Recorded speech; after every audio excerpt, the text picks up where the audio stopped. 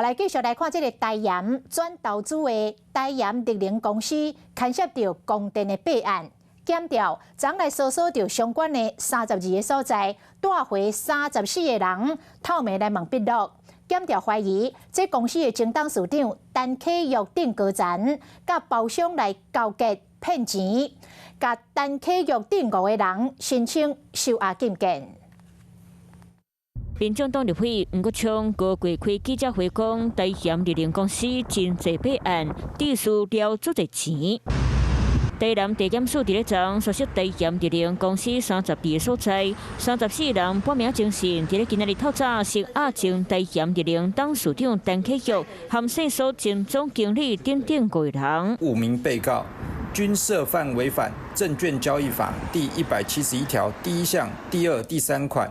特别背信罪嫌及刑法第214条使公务员登载不实等罪嫌，向法院申请羁押禁见。另外，还有6位涉嫌相关人士20万到30万不等交保。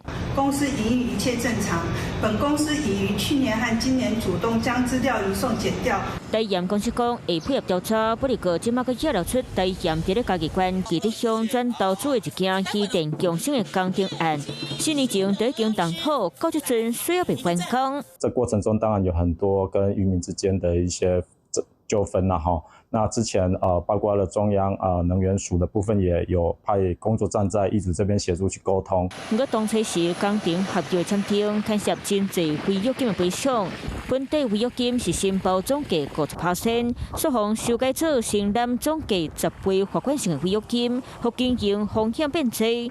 那规件案件嘛是需要个等检调调查厘清。